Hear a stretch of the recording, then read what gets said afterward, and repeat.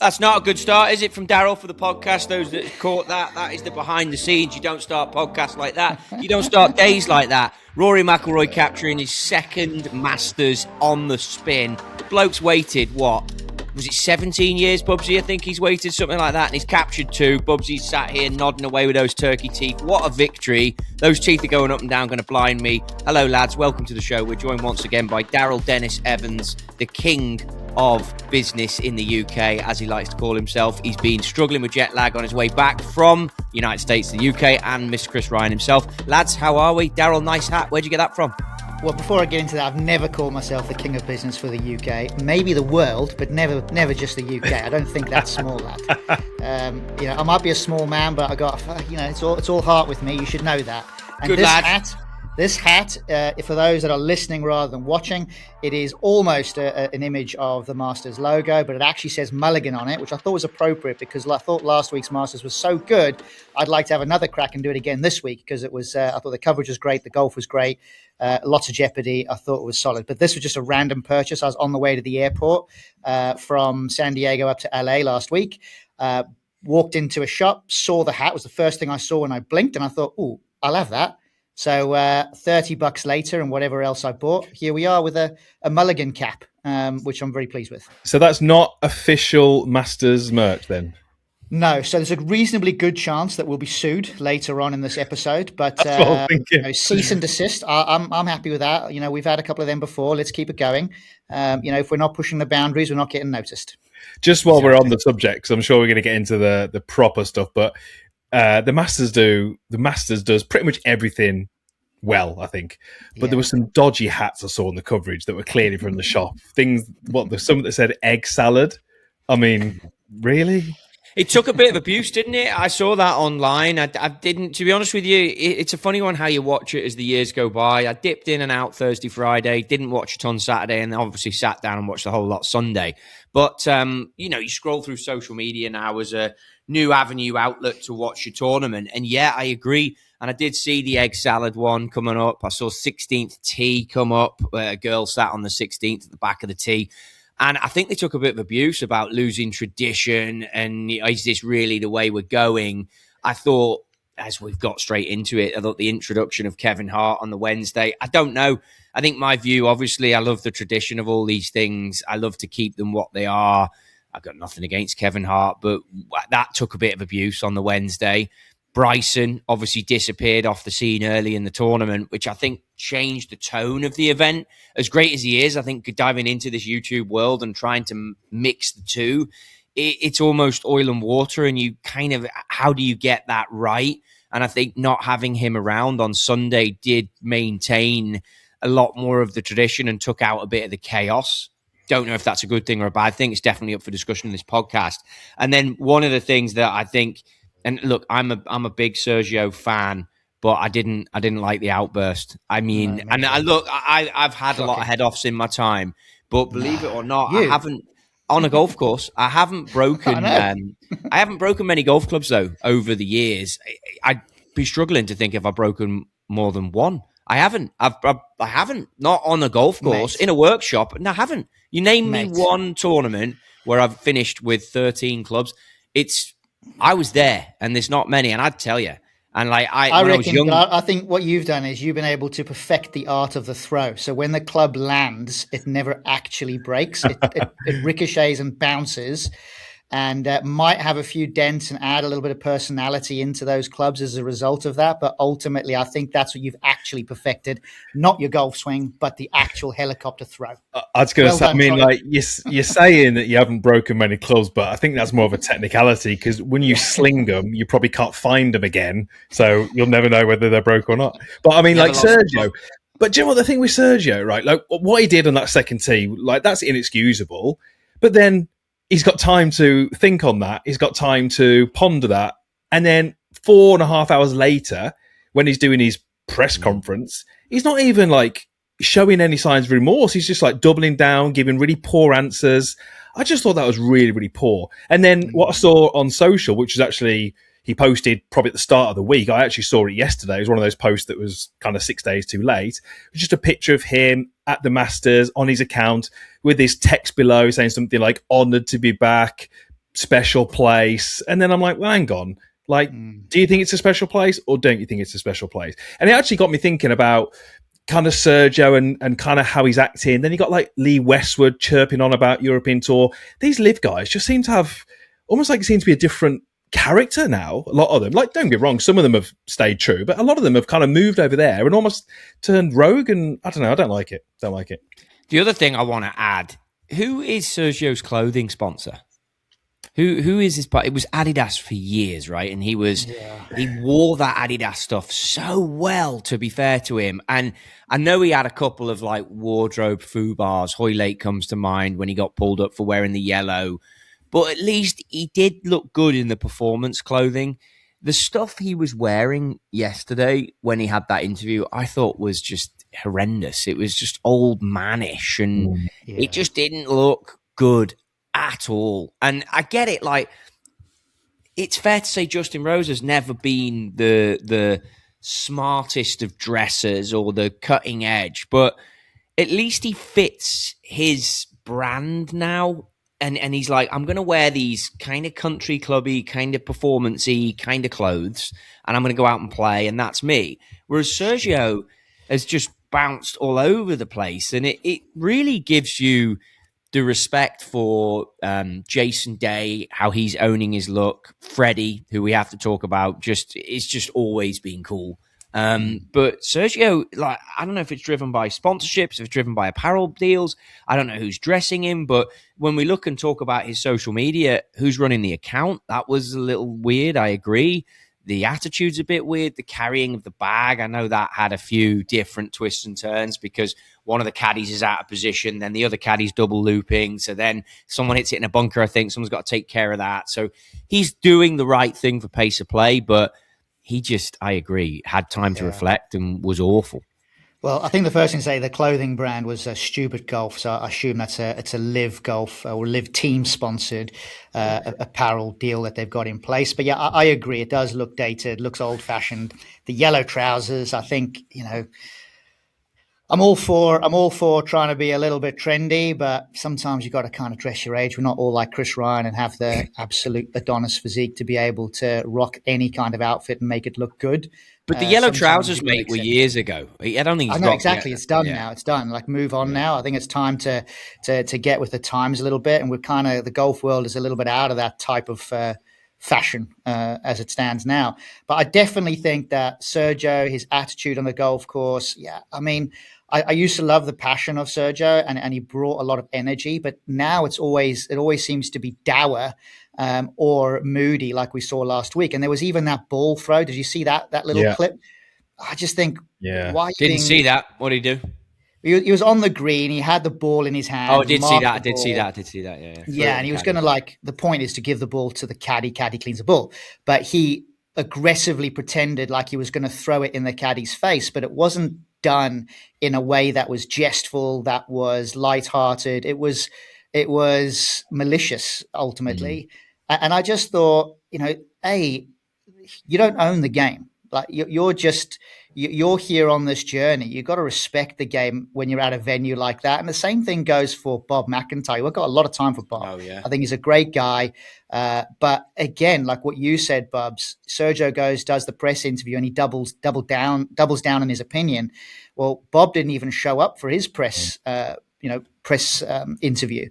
And I just think that those type of things, that's the time where you've really got to show up and show some integrity and show some character. We all make mistakes, but it's what you do about them in the end that makes the biggest difference. And I think had Sergio and Bob come up on screen and dealt with it in a different way, I think there might be a bit more of a neutral response in the media or certainly public backlash. I think it'll still be negative, but it wouldn't be so critical as it is now. But you can't do that. Did you even see the clip, by the way, when the Masters official walked down the fairway with Sergio? Did you see that? And Sergio didn't even give him a second glance. And I thought, mate, you really should just say, I appreciate it. I made a mistake. I apologize. I will correct my mistake at the end of the round. Like, he didn't do that. And that was a good time to do that. I look at someone like Justin Rose now, who I think if he'd have won that Masters yesterday, worldwide people would have been happy for him. People see him as just a great professional. People see him as this legend on the course. He looks as if he's the same off the course. He seems like he's loved by everyone. The players like him. Everyone would have loved him to win that tournament. When Sergio won the Masters, whenever that was, I feel like that was the same view on Sergio. Everyone loved Sergio. Great guy on the course. Great guy off the course. Not sure in the last that. 2 to 3 years, well, that's how I think people would have perceived him. He was someone that people wanted to win. And then now he's coming across very differently, and it'd be interesting to get under the surface and find out what that is. Is it something to do with a move to live? Is it just maybe that his career's coming to the back nine and he's declining his performances, he's struggling to handle it? But there's definitely something going on there where doesn't seem like the same kind of guy that he was when he won the Masters. Clearly, he's not the same kind of guy, but I don't know. I saw him as a bit of a sort of pioneer for the game that everyone was rooting for. I don't see that anymore. Sergio lives a very emotional life with all aspects of his game. And when things are out of balance, Sergio's situation is out of balance. So you can fill in the blanks as to what you think is going on behind the scenes, but that's the truth. The next thing I'll say on Sergio is that I think he's the greatest player. He's always in my top 3 that I've ever dealt with in terms of talent. Will forever be in my top 3 in terms of what he can do with a golf ball. So imagine living with that level and only winning 1 major. That can't be easy, because that is the biggest underachievement probably out there. And I get it. Like Rosie, you could sit there immediately and be like, oh man, he should have won more majors. He's not as talented as Garcia. You know, Rosie, you already said it in your sentence there, Chris, it's the absolute epitome of what a professional athlete is. I mean, everything about what he does is professional, and everything he gets is earned and deserved and fantastic. But Garcia is just raw talent. And he works hard, but raw talent. And then as for the live guys and stuff like that, I think, you've got a platform for a bunch of blokes who are getting late in their careers, and they're going to voice opinions on that. I think Westwood, I saw something that he said the other day, and it was said a little bitter and a little bit like I am, but I actually agreed with it. And he was like, a lot of people have made money out of golf just talking for talking's sake. 3 of us probably stood right here, to be fair, boys. You overcomplicate what is it. No, you overcomplicate.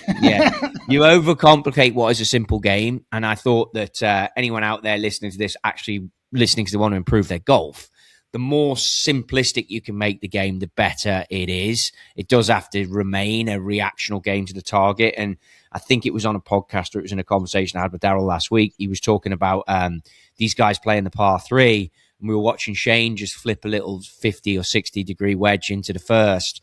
And it's like they're playing checkers, we're playing chess. There's no thinking about, where's the club halfway down? And it's all about, okay, I'm just going to flip what they're playing golf shots.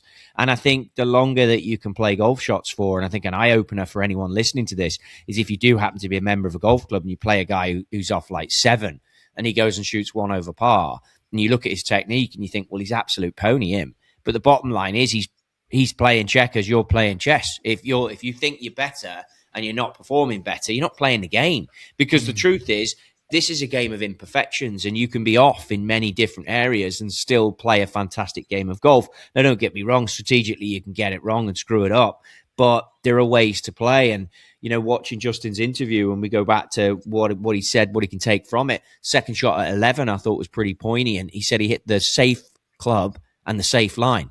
He's like, you can't do it. And then I just about committed to the shot. He's like, lack of commitment under the gun cost me being in the mixer. But the hard work of being in the mixer, I'd done. I went back to Thursday and watched him come up short on 17, didn't get up and down, come up short on one of the other ones, like I don't know where it was, didn't get up and down. And I'm looking at that going, that's going to screw him. But he came back from that. And here you are Sunday, Amen Corner, and the guy's leading by 2 at one point. But just lack of commitment to your golf shots and your lines, which when everything's on the line, I understand. But on the same note, what have you got to lose? You've never won it. It's not going to fall in your lap. You've got Rory McIlroy, one of the greatest players of all time, who has got one of these things in the bank, is playing what he feels on house money. And, geez, I mean, did he push that shot on 12? I know Immelman on the commentary over here was going to ask him that. I think he must have done a hair.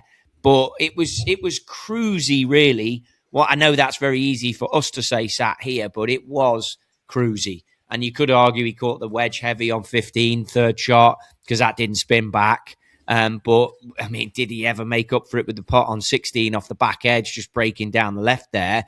Played 17. I mean, that's not an easy chip, and he's flipped that up. And anytime you're chipping uphill like that, difficult, chip that up to a foot, fantastic. And then just that trap shot on 18 wasn't easy, half plugged. And I think that it's amazing. We've got to give the winner some credit, and obviously tip of the cap to his parents and his wife and child. And I mean, I'm made up for Rory. I really am. I know that there could be a lot of other winners that you could pick out of that you'd be stoked for, but I made up for him, and I think that it deserves everything he's getting right now. Yeah, I think there was a hell of a leaderboard, to be fair. Yeah, at one point, I felt like I was rooting for Rose. Then it was Young. I felt like I was rooting for everybody, like on that leaderboard. There were so many good names, and so many guys inside the top 10 of the world rankings were also in and around the top 10 of the actual tournament at the end of play. So it goes to show that the standard, or that tournament, really brings out the elite golfers. I think that's a tournament they really want to win. And there's no question for me that, despite how much I really wanted Rose to win in the end, McIlroy won the tournament. He hit the fewest shots. He deserved to win the tournament. He played well in spells, struggled off the tee for most of the tournament, but still managed to find a way to get it done. And you have to applaud that.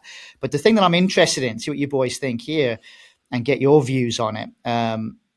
Rory now, as a golfer from the United Kingdom, or what is it, Great Britain and Ireland? I don't even know how to even say that, but this neck of the woods, shall we call it?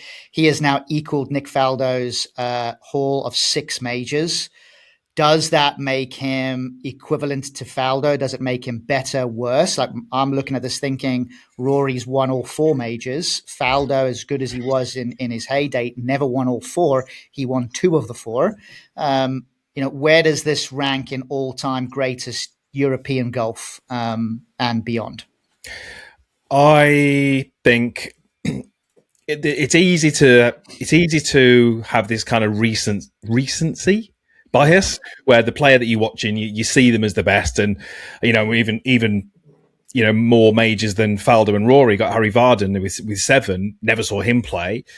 But, if you fast forward another 40, 50 years when we're no longer here and Rory might still be here, but he'll be significantly towards the end of his life. People might still be here, you twat. Yeah, well, yeah. Jesus Christ. You've only got the records. Bastard. You've only got the records. And I think when you look at it, Harry Vardon will be number 1, unless obviously Rory can surpass him. But I do think Rory edges Faldo because they're on the same number of majors. So that's pretty equal. But as you say, Rory's won all 4. Faldo has won, obviously 2. He's won the Masters and the Open. So I think Rory does slightly edge it over Faldo. But I mean, I grew up watching the back end of Faldo's career, and he was my first kind of idol and hero. I really kind of looked up to him. He's an absolutely incredible player. But I think just having all 4 just slightly edges it. And I think, look, there's a very, very good chance that when Rory hangs up his clubs, he'll have more than Faldo anyway. Well, I think it's definitely looking that way. And actually, I just clocked here. So Rory's now equaled Phil Mickelson's record of 6 as well. I wonder how that would rank. See what you boys think about that, because although Mickelson hasn't won all 4, he has been very close to winning the US Open on a number of occasions. Where do you think that balances out? Rory has to come ahead of all these guys. Yeah. He's won all 4. So it's not even a conversation. Done. I mean, yeah. I love Faldo. Faldo's my favorite player out of the list of all these guys. And I'd say I love Faldo more than I love Tiger, believe it or not. It's just to Bubsy's point. I think our generation, English guys, awesome. Played the game very differently to how people play it today. Huge man, hits it nowhere. And it's just a very different game. And I remember couples even saying, like, he's never played golf with anyone who plays like that, and was an absolute loner, no interest in friendships around the tour, and did everything himself, but amazing. And I think for all those reasons, and just the clubs and the swagger and the strike marks and everything, I mean, the putting, just phenomenal. I mean, Rory's achievements are greater for sure.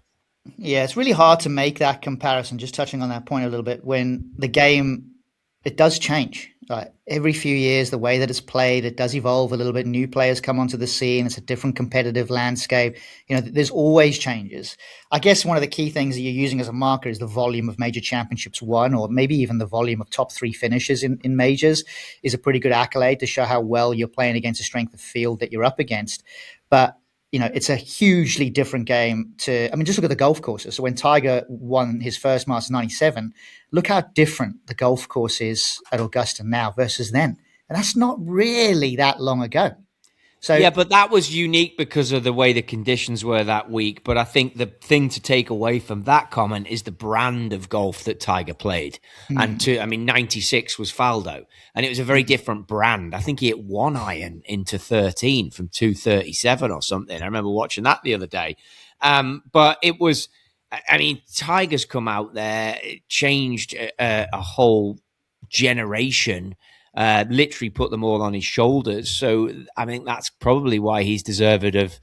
I think he's the best ever, but I never saw Nicklaus. But I felt like it must have been harder for Tiger just because he was really polarizing the world with what he was doing in a game that wasn't welcoming to the black man effectively. And he went out there and really changed the generations and changed race and changed the stigma with the game. I feel like it's something that obviously I can't truly relate to, but that must have been almost impossible. And then Rory's gone out there and really he's not a big social media guy, but he's managed the media. How hard is it now to win a Grand Slam with the media? To me, that must be a heavier pressure than what Faldo carried. But on the same note, for one of his Open Championship wins, Faldo literally tongue-in-cheek sang at the media and I think thanked them from the heart of his bottom or something. He had his own gripes, but it was just a different brand of golf and a different way of golf. And I think all these achievements nothing comes without sacrifice. Even Rose has said it so much this week. You can't win these things without some losses. You can't get through a career without some scars. And the ability for him to bounce back makes him so, relatable that we all want to be part of that journey with him.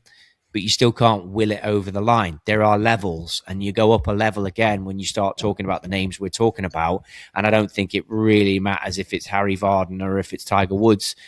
They would have had challenges in their own time. Like Hogan, to achieve this, was steamboats to Scotland. You kidding me? You know what I mean? It's crazy. When you look at Rory, obviously winning two now, and you listen to a lot of the winners talking about finally becoming comfortable at Augusta, which Rory is probably in that box now, and someone like Rosie had lots of experience there now. I think when you hear them say that, I feel comfortable at Augusta, you kind of automatically assume that it's the golf course they're talking about, and they probably are to an extent. Understanding how the greens react, understanding where to miss, understanding how to judge the wind and where to place it on certain holes. So there is that element. But I also think it comes down to them because this is the one tournament. It's the one major where the winner is always going to be at some point in the water, always going to be making a double, always going to be missing a short putt. And I think that when they speak about being comfortable, it's very much about managing their own mindset on the course. And Rory, for example, making double on 4, was it, or whatever it was, and actually not letting that derail his entire round. The same happened last year when he made double on the first. So it's the one golf course, and you talked there, Trotty, about overcoming adversity. I think when they're really saying, I feel comfortable with this place, it's the mental side of it. It's managing the fact that, okay, I'm going to go out, I'm going to play 4 rounds of golf. I'm very likely to make a double at some point. I'm very likely to hit it in the water at some point. I'm very likely to bail out and miss it in the wrong spot at some point. I just need to accept that. I need to process it, and I need to keep pushing forward and accept that is going to happen to every golfer. Now, you take any PGA Tour event, even some of the signature events, and you can not easily, but you can go out there on Sunday with a 1-shot lead, reel off 6 birdies, no bogeys, and win the tournament. You can't do that at Augusta. And it's a very different mindset. And I think Rory's done that exceptionally well over the last 2 years, the resilience he's shown. And I think that when you've got these people like a Ludwig, who's still only 2 or 3 years in, that's what they need to develop over the years. But I think, we automatically assume that they're talking about the golf course. I think there's probably a bit more to it than that. Yeah, I also, just to pull you up on that, like you're saying, you can't reel off 6 birdies. I think Augusta, you can. I think that's the whole thing about the place. I mean, if you look at Faldo's round on a Sunday, not many people are going to do that on a Sunday, surely. I'm pretty certain that's what Faldo did. I'm just trying to find the scorecard here. But, I mean, that would be the one I'd pull up. And that's the beauty of that place. You know, you can. And that was a lot of the controversy about 13 and 15, changing of those holes. 13, obviously well written now. Mm-hmm. You move that thing all the way back there. But look, it's a true par 5. I mean, Rosie got up in 2. He's not the longest. But I think that's what by the way, I totally get what you're saying, and I think that it's finding a comfort level. It's like anything in life. You start something new, it's uncomfortable to start, and eventually it becomes the norm. And you sit then all of a sudden one day and you're like, well, how did I achieve that? Well, you achieved it because your level went up.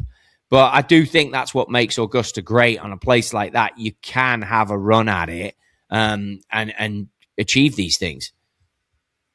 Because I don't think Rory had his best stuff this week, did he? I mean, look, he was the best of the field, but I think he would even admit that he didn't have his best stuff. I mean, off the tee, I think he still gained strokes off the tee, but that was, things like the drive on 13, which was like 350 in the fairway, obviously gains him a lot of shots, but he wasn't the most accurate.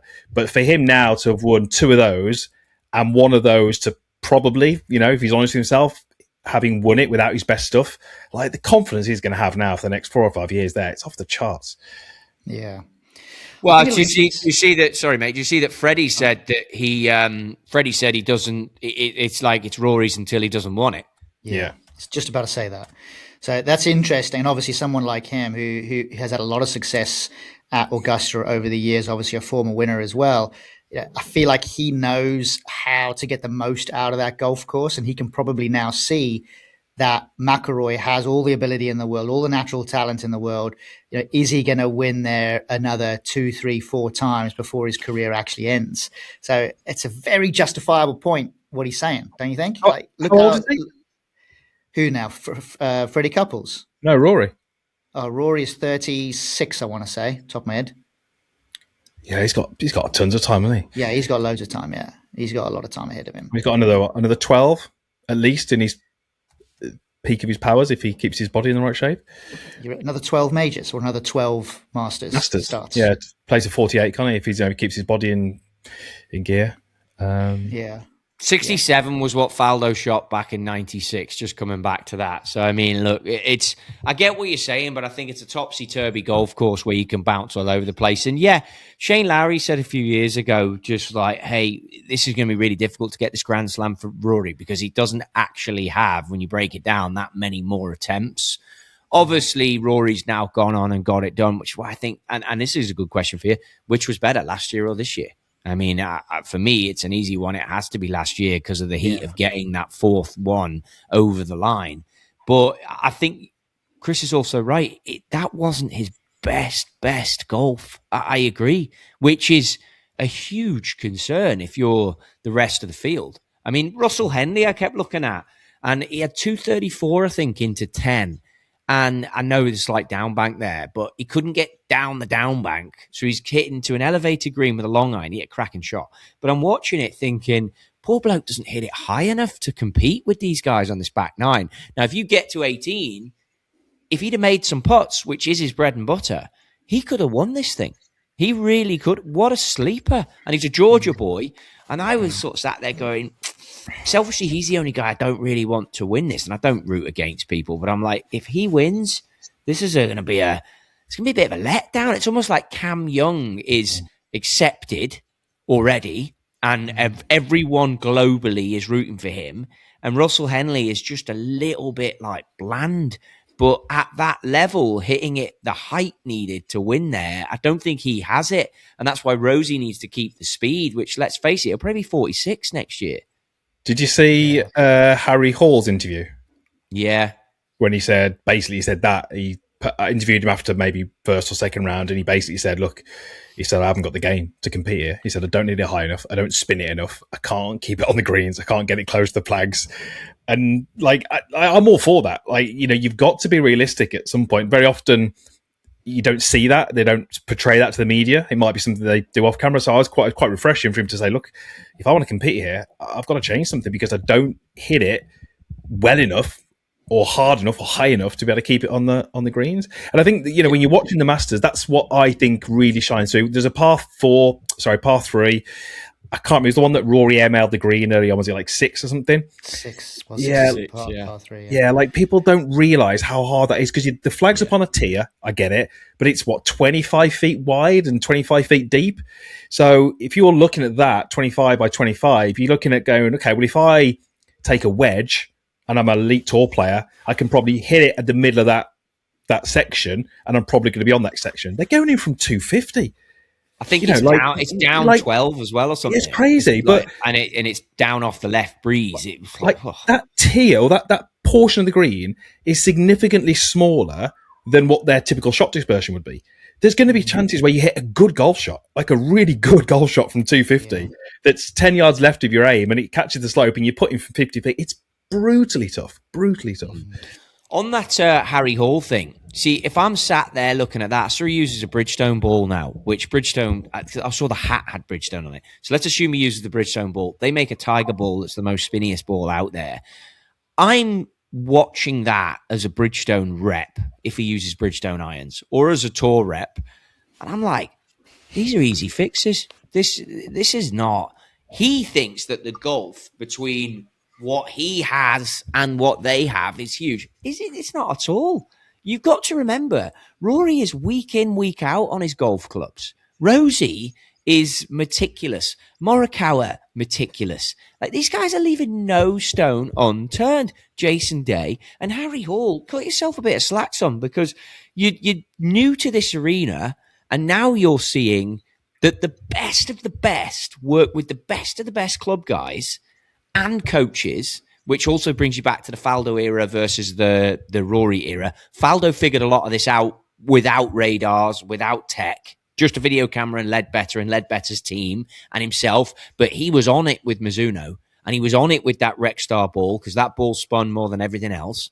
Then you come up to these lads now. Rory's in a spinny ball. Speed that he's got to spinny ball. I'd be sitting there now on the phone to Harry Hall this morning and I'd be like, listen, mate, calm down. You are way closer than what you think. Let's get you out to a test facility that has, sea level, no breeze or interbreeze, off grass. Let's get you dialed in and get those peak heights where you need it. We can easily get you spin up 200-300. No problem. And then you look at Freddie Couples, and I know he had the shocker, as we got to shout out Hao Tong Lee as well. Legend, by the way. These boys had shockers in the round, but Freddie spun that 6 hybrid into 18 on round 1, made the putt for par, was hitting it a third shot recovery. But the best find a way. And I think if I'm Harry Hall, I'm like, this is fantastic. Change your perspective. You are so close. It's a golf ball change. It's a swing weight change. It's a loft add. It's maybe a slightly softer golf shaft to give you a bit of peak height. Bada bing, bada boom. Let's go win the Masters, son. You know what I mean? What's going to be really interesting is when the ball rolls back. Well, I don't know when that is. Because it will change everything. I mean, if they're losing, well, they might not lose that much distance off the tee. That's a whole another discussion. But when that ball gets rolled back, it's going to play significantly harder if they keep the tees in the same place. It is, but then I think what will happen is the companies will adjust. There'll be a different way to find a CG location in relation to the ball. I don't know if you'll get that much speed, but so we've got this spring off the face at 1.5 USGA limit, RNA on the same page on the drivers. Remember back to like ERCs, and then you had the one that was illegal because it would give you a bit more spring off the face. So to explain that, that's the energy out that goes into the blade. So if you change the golf ball and the golf ball loses compression, gets softer, whatever happens, surely you can just change the driver to compensate what you just lost with the ball. I mean, were we just going to have another rule change? It was like the V groove. All that happened there is a bunch of lads with Ping I2s had to buy new golf clubs. I mean, what a load of shite. I'm not for these rule changes with equipment. I think that, I don't think we're doing it the right way. I think the boat was missed when you allowed it to come off Persimmon. Persimmon was the leveler for this level of golfer. But I also think, to move with the times, we had to get out of that, because otherwise you end up where baseball is at. And baseball, again, not a baseball guy who watches it, but it's a very traditionalist sport. So they brought a shot clock, a pitch clock into baseball a little while ago, which sped up the game. And some of the old boys who like to go and sit and watch 9 innings of baseball for hours were like, you're ruining it. What are you doing? Because this whole like camaraderie or gamesmanship between the pitcher and the catcher and the batter was all part of it. And now you've gone and changed that. I think that we are where we are. Keep your parameters in. The golf ball's sacred. Changing it. So what are we going to do now? Have forward tees at 13 next year if this golf ball does actually knock yardage off. I think you'll see a different type of player. I think you might see different golf swings. I think you'll see companies getting creative with how, like, rocket balls 3-wood, shoving that CG all the way forward, changing the projective loft through the face. All of a sudden you had a 3-wood that gained 17 yards. I mean, and it did. We'll just figure that out. There'll be another thing that captures the yardage. I'm not concerned about those changes, and I've had a few polarizing opposite opinions of you here this week, Bubsy, which is unlike you and me, son. We're not really on the same page. I still think that the crappiest rule change in the history of golf is going from dropping the ball from shoulder height to knee 100%. height. I think that is stupid. So pointless, not required, and it makes you look an idiot when you drop. The only thing I'd say, you look that stupid dropping the ball. I think you try harder to not lose your ball in the first place, because that's in the history of the Dope Stroke podcast. I just want to stand here and say that is I couldn't wholeheartedly agree. In fact, maybe in the whole time that I've known you, that is I am so on board with that. I mean, you look like a total twat dropping it from your knee. I don't do it. I give it the old school one. I'm like, I'm not playing in the open. I'm the same. Yeah, there you go. Yeah, I'm dropping it from there. Bite me for that. Dropping it from there. It is stupid, isn't it? What a stupid rule. Look a dick. And it's so funny when you see people around the golf course and they do it, and you just look at them and you go, oh my God, you look like such a dweeb. There's something just dweeby about it. People just throw it out the ball pocket on the bag, don't they? They're just like, oh, whatever. I'll chuck it out. And I look a twat if I go do this whole knee jazz. Stupid. Yeah, agreed. Anyway, I did have something more to say about the Masters. It's not quite. Well, this might stir your memory a little. And now I want it back again. Okay, well, let's see if this jogs your memory a little bit. But basically, just looking down the guys in the Masters that finished in the top 10, 7 of them are in the top 10 of the world rankings. It always delivers. Field. It always delivers. Yeah, you very rarely get a rogue winner who's a bit of a no-name. I mean, partly because the field is so small, but I just think that tournament, apart from the hats with the egg salad on, delivers everything. It delivers drama. The golf course is always immaculate. It's a packed leaderboard. There's drama. There's birdies. There's bogeys. It always feels like it's tight. The winning score, to me, always seems like it's where it should be. I mean, as a product, you just can't fault it, can you? They just get it so right. And when you compare that and contrast it to US Open, which I think has done well recently, in recent years, but it did go through a phase, US Open, of just being a bit of a joke. Some of the golf courses they chose weren't great. The way they set it up wasn't great. You didn't get some great winners. You didn't get some great tournaments, where the Masters is like the benchmark for me. They do it so well. Yeah. Do you know that leads me to a question for you, Trotty. So, and then I'm tying this a little bit to McIlroy. So obviously Augusta National is fantastic. You got to know your way around there. And it almost seems like the more you play, the better you get. The other 3 majors this year, PGA Championship, I'm going to say this wrong, is at a golf club called Aronimink. Is that right? Aronimink. And then you've got Shinnecock Hills for the US Open, and the Opens at Royal Birkdale. How do you think that lineup of majors, and this is a bit of a double-pronged question for you, Trotmeister, because Scheffler finished second at Augusta this week as well, or last week. How do you think those two, the game that they play, how will they fare at those other 3 majors, do you think? I'm pretty sure you might not know too much about the PGA Championship venue, though.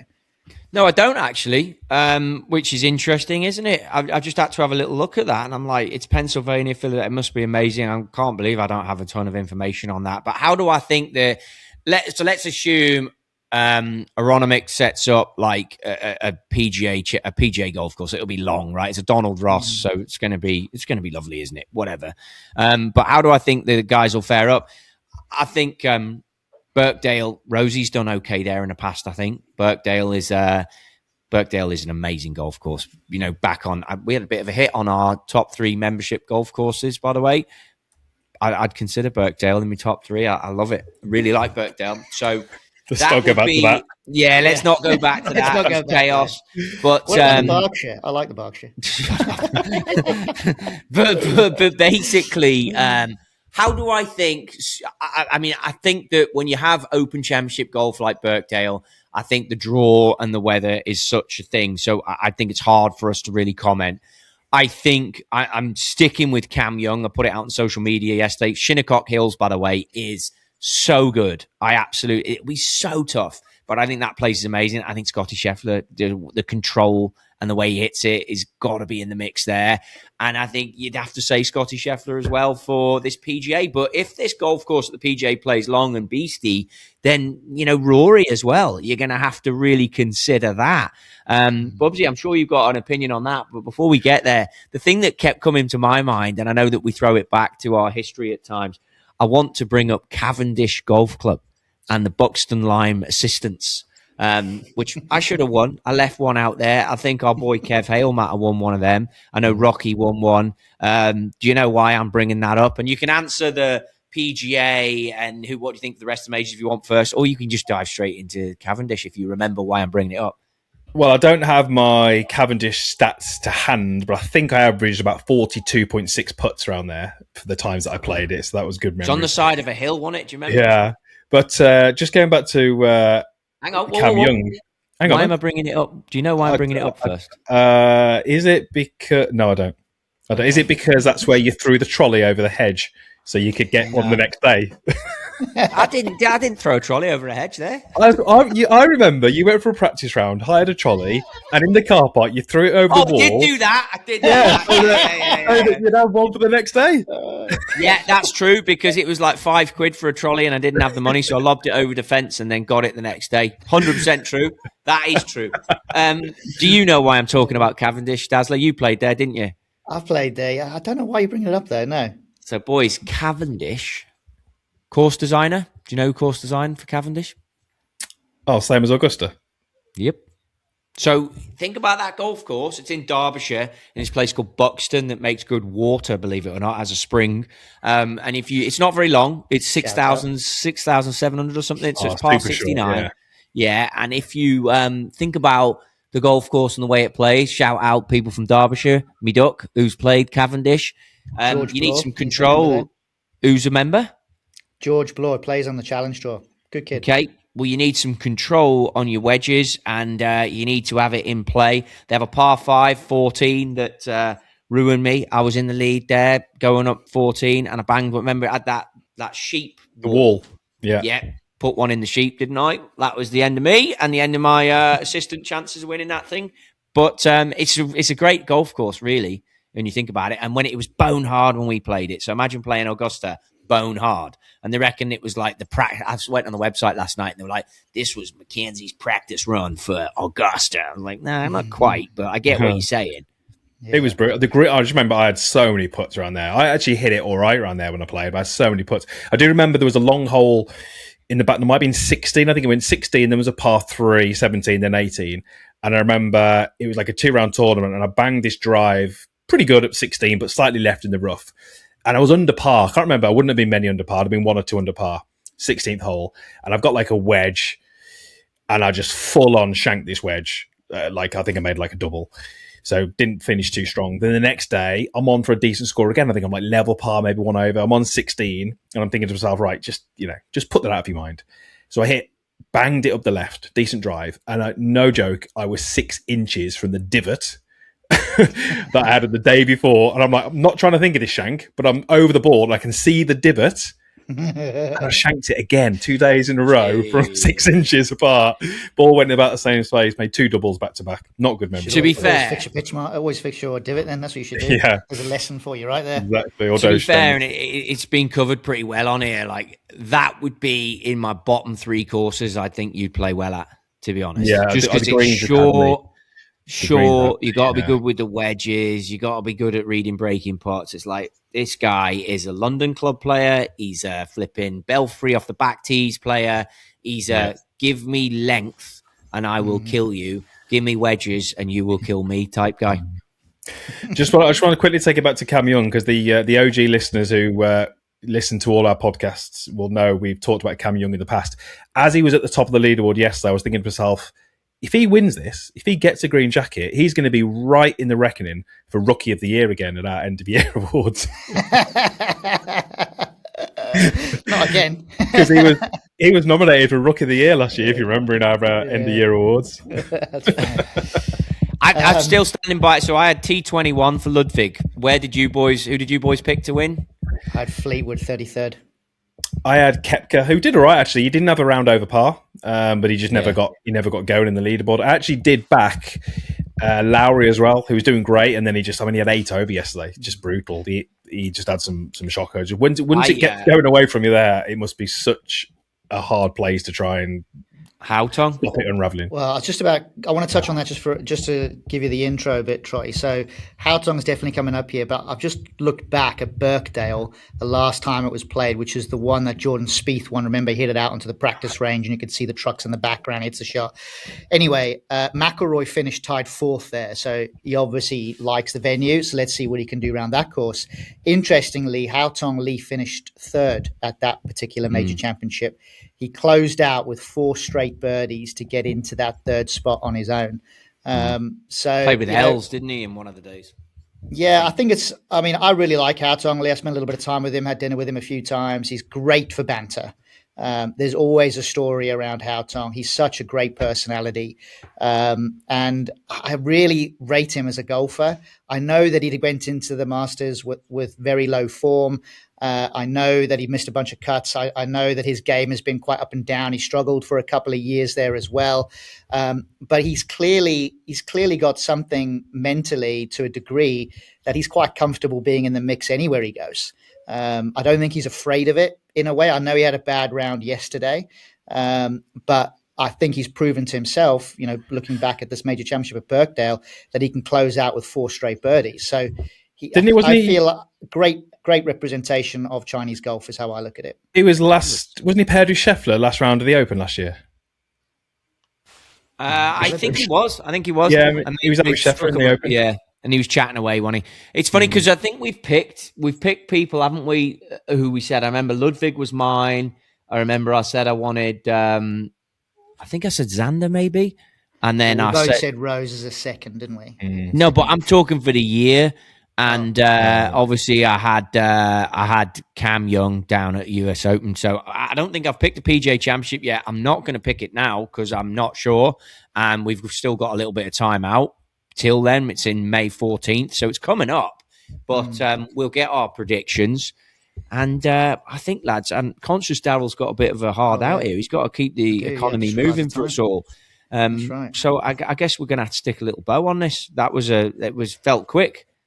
It did feel quick. I think we can talk about this particular topic forever, right? Because we know the golf course so well in terms of having to watch it for all these years. But yeah, I have a hard out because at the end of the day, I am the king of business in the UK. So I've got to now expand my horizons internationally. So apparently, according to the Club Whisperer, that's what I've got to do. So let's just get a number off you. Rory hangs up his clubs, finishes his career. How many green jackets has he got? Green jackets. 4. Yeah, I was going to say 4. That's a good number. I was going to say 4. I think for the sake of... that's a good number. That's tough to argue. How much does he change the Champions Dinner next year? I think it'll be quite different next year.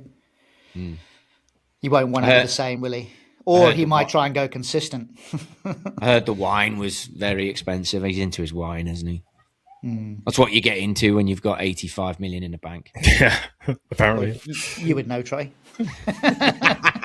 Exactly. Right. I'm out, boys. See Oh, you, oh, everybody. oh, oh, oh, oh, oh, I'm oh, on the phone.